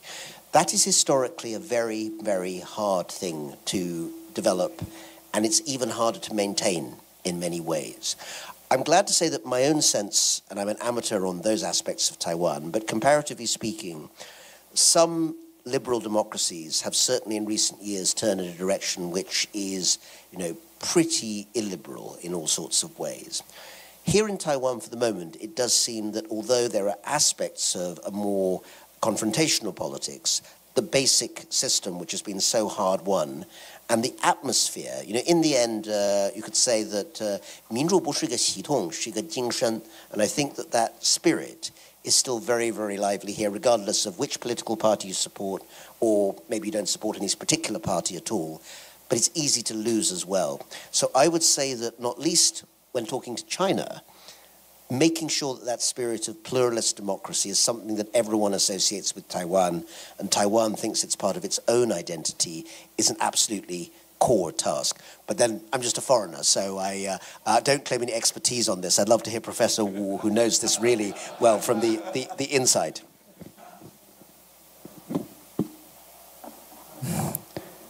Again, I fully agree with Professor Mitter. Democracy in Taiwan came with a lot of effort, and it's really very difficult for us to maintain democratic because we are facing overwhelming threat from across the Taiwan Strait. I always observed an inverse relationship between the degree of threat, external threat, and the degree of liberal democracy, which means that if you are a liberal democracy when it finds itself in a war, for example, would have to restrict freedoms of its citizens because it's fighting for its existence. On the other hand, if you have a peaceful environment, then obviously there can be a lot of freedoms, and it would be very difficult for the government to try to encroach on individual freedoms without the justification of safeguarding national security. Now, the problem we are facing is exactly what I've just mentioned. Namely, we are facing a rising threat from across the Taiwan Strait. I mean, the missiles, the aircraft and the carrier, I mean, they are real. So a lot of people are sensing this national security urgency. And the government has taken actions to protect the security of the country. But then the problem is, we are different from mainland China because we are a liberal democracy and they are a totalitarian, post-totalitarian, authoritarian system. So the major difference between us is that we have freedoms and liberties and they don't have. And this is our greatest appeal, our soft power. Now, the problem is, how much liberties do we have to sacrifice in order to protect our liberties? How much freedom do we need to give up for the security of our free society? So nowadays, when the government is making that decision, a lot of people will simply say that it's too much. I mean, you've restricted our freedoms way beyond what is justified by the security situation of the country. So there will be a lot of debate. And this is a very difficult trade-off. And I think the mature way to do that is for the government, for the society, for the opposition, to have an open forum to discuss, look, we have those MiGs, we have those aircrafts from the PLA circling the island, missiles zooming over our heads. What are the concrete actions that should be taken at this particular moment? I think we are generally in lack of this very honest public forum to discuss these matters. So whenever the government is taking specific action, there will be protest because, we are a free democracy and we need to preserve our liberties. And the government is saying that we are restricting a specific person's liberty for the purpose of preserving the overall freedom of the country. And then the opposition and the society will reply, why do we trust your calculation? So this is a very touchy issue, and I think we need to have an open spirit and an open forum to frankly discuss this. I think that's what we need right now. Thank you. I think we are running out of time, but I would like to take the final question from that gentleman over there. You raised your hand. Thank you for both distinguished professors. I would like to switch to perhaps a lighter subject. I don't think we can talk about changing of world order without talking about the reserve currency. So I would like to know your views on U.S. dollar's future as a reserve currency and what might be the alternatives for both gentlemen. Thank you. Okay, thank you. Okay.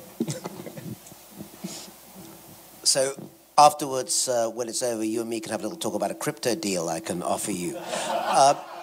You can't replace something with nothing. And the reality is that even if there's turbulence in the way in which the dollar is managed, and of course we're all looking to see what happens probably next year when Jerome Powell's term as chair of the Fed is up and there will be a new Fed chairman appointed. Here's a bet I'll give you now. You can call me back in a year's time if this turns out to be wrong. I think actually the body of people who sit at the top of economic decision-making in the administration realize very well how important it is to keep global faith in the dollar. And my strong suspicion, just as in the first term, President Trump appointed a guy called Jerome Powell as the chairman of the Fed, who's turned out to be pretty mainstream. I suspect that something quite similar will happen this time round. But let's just say that there is a wider sense globally that somehow or other the dollar doesn't have the standing that it did. I don't think it's going to be easy to find a replacement anytime soon. In terms of other global currencies, I mean, the euro, still people hold far smaller reserves of it, and B, there are still complexities within the European Central Bank that mean that there are vestiges of doubt about quite where it's going to go and how it holds together. The renminbi, as long as China keeps its capital account closed, is not going to be an internationally tradable currency, and people are not going to put very large amounts of holdings into it, although there's more renminbi in general in people's holdings. I think people are looking in some rather old-fashioned directions. People talk about gold. And people also talk about the way in which certain types of digital currency and other vehicles might be used. But to finish the thought, if you're going to ask me, will the dollar still be the dominant global reserve currency in 5 years' time? I think the answer is almost certainly yes. Will it be the dominant global currency in 10 years' time? I think that's still pretty likely. The proportion of dollar holdings may be relatively lower, but I don't think there's going to be anything I can see now that's going to be a single obvious replacement for it. Okay. Thank you. Yusan? Again, I fully agree with Professor Mitter. I think the US dollar is going to be still the main reserve currency. The only thing that may change, I think, is the exchange rate.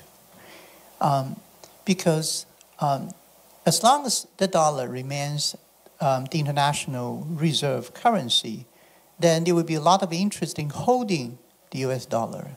And so when the US is running trade deficit, then the US dollar will not decline in its exchange rate, because there are other reasons, reserve reasons, and so on and so forth, to keep US dollars. And because of that reason, I think a lot of people actually are thinking this way. The US dollar is kept artificially strong. So given the fact that the dollar remains to be a very strong reserve currency, then you cannot trust the free market to reflect the huge US trade deficit that it is currently suffering from. And so it needs to have the government to move in, to change, to engineer a depreciated dollar to make America products more competitive internationally. This is what they did in 1985 in Taka, right? And this is what they did with New Taiwan dollar in 1987. And I think they are aiming at exactly that. So if there are wild fluctuations of the exchange rate of the currencies of America's major trading partners vis-a-vis the US dollar, I won't be surprised. And actually, we have just experienced some kind of shock, right? And that kind of things may very well happen in the future. Okay, thank you very much for your responses. I would like to thank two speakers for their wonderful presentation, and I would like to thank you for all your participation to the event. I think the Fairwind Foundation will continue to organize some very important and interesting lectures or forums, and you are all very much welcome to join us. Thank you again.